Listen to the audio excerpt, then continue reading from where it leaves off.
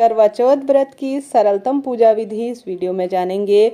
सुहाग लेने की विधि, करवा कैसे फेरे जाते हैं, क्या बोलना है, किस विधान से संपूर्ण सरल पूजा विधि होती है, इस वीडियो में आपको जानने समझने को मिलेगी। पूरी करवा चौथ की विधि विधान से पूजा और शुभ मुहूर्त, नया व्रत शुरू करें या नहीं, पूरा विधान इस वीडियो में संपूर्णतः आपको बताने का प्रयत्न करूंगी। देर न करते हुए शुरू करते हैं। जिस स्थान पर भी आप बैठे उस स्थान को थोड़ा सा शुद्ध कर लीजिए, छिड़क लीजिए गंगा जल वगैरह। उसके बाद जो है आप सभी गणपति जी महाराज, जो कि शिव परिवार आप देख पा रहे होंगे इस पूजा में, इस विधान में गणपति जी की पूजा की जाती है। शिव परिवार मैंने विराजमान कर लिया है। माता चौथ माता का, करवा माता का भी पोस्टर बाजार में मिल जाता है, वह भी ले लीजिए। गेहूं उनके नीचे आसन के रूप में देकर आप सभी विराजमान कर लीजिए। पहले ही पूजा सामग्री वीडियो के माध्यम से दे दी गई है, जिसमें कई जानकारी दी गई है, उस वीडियो को भी आप सभी देखिए। तो मैंने यहाँ पर एक कलश स्थापना के लिए सरल सा कलश स्थापना की विधि होती है, आवश्यक माना जाता है, परिपूर्ण माना जाता है, लेने का प्रयास करें। मैंने एक तांबे का लोटा ले लिया है, जिसके मुख पर कलावा बांध लिया है। उसके अंदर हल्दी की गांठ, 1 रुपये का सिक्का, चावल और फूल, थोड़ी सी दुर्वा रख दी है, ठीक है। और साथ ही इसके मुख पर मैंने 5 पत्ते अशोक के रख दिए हैं। इन पर मैं एक पूर्ण पात्र के रूप में गेहूं, इस दिन गणेश जी महाराज का विशेष पूजा का विधान है, चौथ व्रत कहलाता है, तो गेहूं की महत्वता अधिक कही गई है, तो वह मैंने पूर्ण पात्र के रूप में ले लिया है। दीप कलश हम सभी लगाएंगे, क्योंकि थोड़ी देर की पूजा है, तो दीपक एक उसके ऊपर रख लीजिए। स्वास्तिक आप सभी कलश पर बना लेंगे। सभी आम की पत्तियों में आप सभी जो है रोली, चंदन इत्यादि पत्तियों पर समर्पित कर देंगे।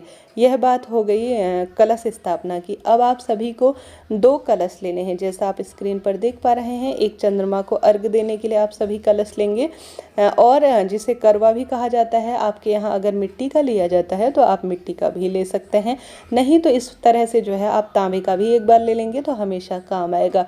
साथ ही इसमें सीख अगर आपके यहाँ रखने का रिवाज है तो सीख डाल लीजिए, नहीं तो हमारे यहाँ सीख का रिवाज नहीं है, तो मेरे क्षेत्र में मिलती भी नहीं है, तो मैं नहीं लेकर आई हूँ।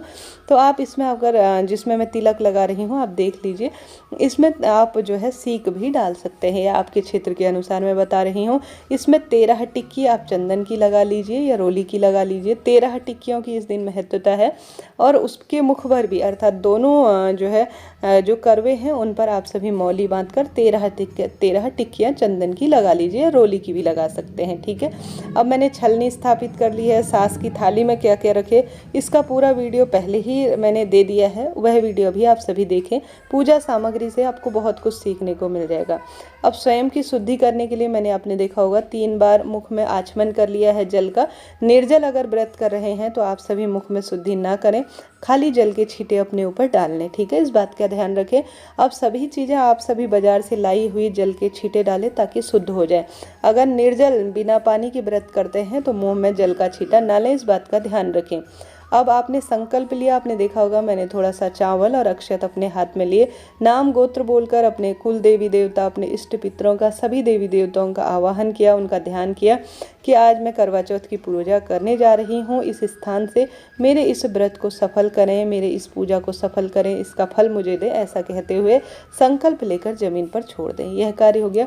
उसके बाद किसी भी पूजा पाठ में दीपक प्रज्वलित किया जाता है, तो मैंने सबसे पहले जो है दीपक प्रज्वलित कर लिया। आप सभी देखे होंगे दाहिने तरफ कलश को स्थापित करना होगा आपको करवा माता के। अब आप सभी सबसे पहले गणेश जी महाराज का पूजन करेंगे। इस पूजा में गणेश जी महाराज की ही सबसे पहले पूजा की जाती है। चौथ व्रत उन्हीं को ही समर्पित है। तो मेरी इस मूर्ति में गणेश जी और समस्त शिव परिवार है। इस दिन शिव परिवार का पूजन भी जरूर से करना चाहिए। कथा में वर्णित है गौरी गणेश जी महादेव का पूजन किया जाता है।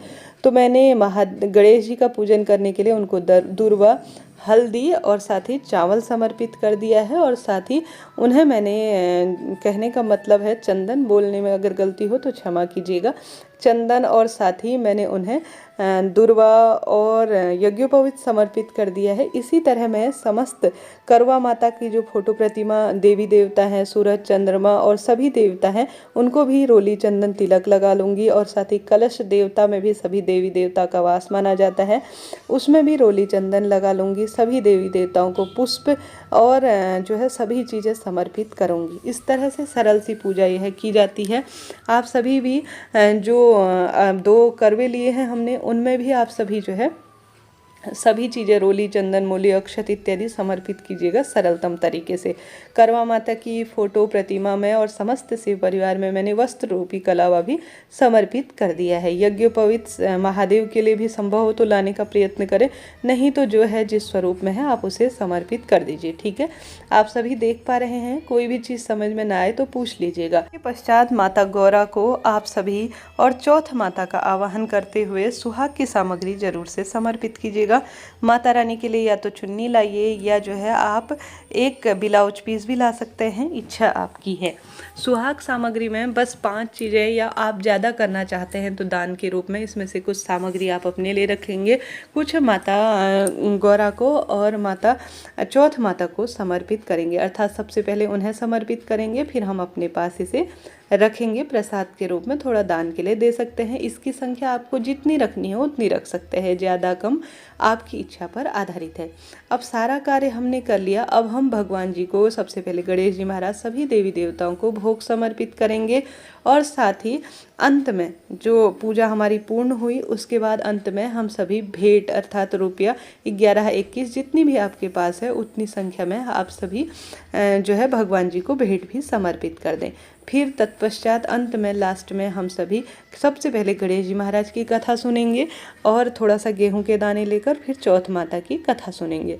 और साथ ही जो यह गेहूं के दाने हैं इन्हें आप या तो अपनी साड़ी में या चुन्नी के किनारे पर बांध लीजिए, या जल के कलश में जिसमें आप चंद्रमा को अर्घ देंगे उसमें आप सभी बांध लीजिएगा। ध्यान रखिएगा इन्हीं से आप चंद्र देवता और सूर्य देवता को अर्घ देंगे। जो कलश देख रहे हैं इससे आप चंद्र देवता को ही अर्घ देंगे, इसी से सूर्य देवता को अर्घ देंगे। अब यह दाने जो गेहूं के हैं वह 13 की संख्या में ले सकते हैं, चाहे तो अनगिनत ले, कोई दिक्कत की बात नहीं है।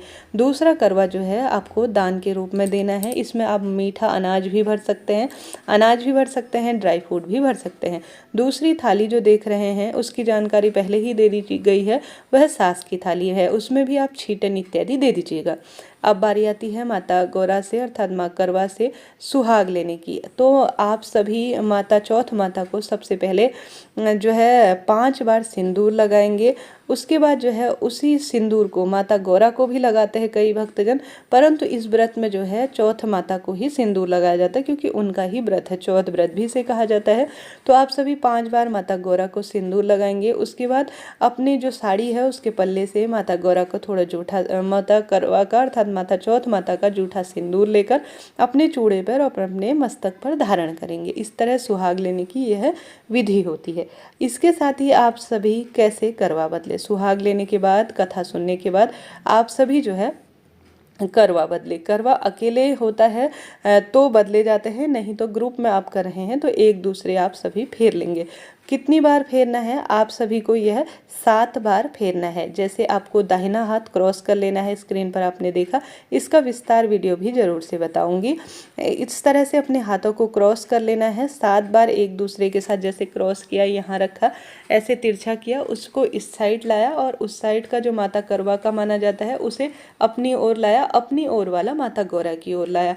और यह बोलते हुए आपको कहना है करवा दे माता सुहाग दे माता, करवा दे माता सुहाग दे माता। 7 बार आपको ऐसा बोलना है और इसी तरह से आपको करना है। लास्ट में जो करवा है, जो चंद्र देवता को अर्घ देने वाला, वह आपकी तरफ आ जाएगा और वह दूसरा करवा आपको दान के लिए देना है। इस तरह से यह पूजा विधि होती है।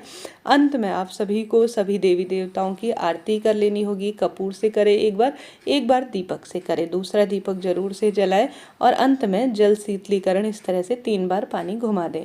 ठीक है, यह हो गई बात। अब आप सभी के प्रश्न प्राप्त होते हैं कि दीदी 2023 में नया व्रत शुरू करें या नहीं, क्योंकि इस बार मलमास लगा था। तो जी हाँ, बिल्कुल नया व्रत शुरू कर सकते हैं। मलमास खत्म हो चुका है, अब व्रत शुरू करने में कोई दोष नहीं है। पूजा का शुभ मुहूर्त क्या रहेगा, इस बारे में भी आपके प्रश्न आते हैं। तो इस वर्ष जो है शाम के समय में ही इसकी कथा अधिकतर सुनी जाती है। तो आप सभी 4:20 से शाम के समय 7 मिनट के आसपास या 5:30 के आसपास शुभ मुहूर्त में पूजा करें। कई भक्तजन सुबह के समय 11 बजे के आसपास भी पूजा कर लेते हैं। कई भक्तजन शाम को जब सूर्य उदय हो रहा हो, माफ कीजिए, सूर्य अस्त हो रहा हो, उस समय के आसपास भी आप सभी पूजन कर सकते हैं। चंद्रोदय और शुभ मुहूर्त की इत्यादि की वीडियो धीरे धीरे आप सभी तक दोबारा लेकर आऊंगी। आज के लिए वीडियो में इतना ही। साथ ही यह भी आप सभी से कहना चाहूंगी, थोड़ा बहुत पूजा में फेरबदल क्षेत्र के अनुसार होता है। आप सभी अपने क्षेत्र के अनुसार इसमें चीज़ें जोड़ लीजिएगा। जैसे कि सीख हमारे क्षेत्र में नहीं लाते तो सीख ले लीजिएगा। कितने करवा लेने हैं, इससे पहले चैनल पर वीडियो आया है। सास की थाली कैसे सजानी है, क्या सामान लेना है, करवों के अंदर क्या भरना है, सास वह सभी चीज़ें पहले ही दी जा चुकी है। जिसमें एक में तो आप सभी अनाज भरें जो कि दान के रूप में जाएगा। दूसरा करवा जो कुप्पी वाला होता है वह जो है चंद्र देवता को, सूर्य देवता को अर्घ देने के काम में आएगा। तीसरा जो करवा होता है वह सास को दिया जाता है। वह करवा कई लोग मीठा शक्कर का लेते हैं, बाजार में सफ़ेद रंग का मिलता है। कई लोग सामान्य गिलास में भरकर भी अपनी सास को मीठा दे देते हैं। कई लोग माटी का देते हैं। कई लोग 2 ही करवे लेते हैं, तीसरा करवा नहीं लेते हैं। ठीक है, यह बात यहाँ पर क्लियर हो गई। इस तरह से यह संपूर्ण परिपूर्ण मैंने आपको विधि से जानकारी दी। वीडियो उचित उपयोगी रहा हो तो कृपया चैनल से जुड़े, लाइक करें, शेयर करें। कोई मन में सवाल रह जाए, कहाँ पर क्या रह गया है, किस तरह से कौन सी चीज़ हमें नहीं आ रही है समझ में, तो आप पूछ लीजिएगा। आपका अपना चैनल है। जय माता दी।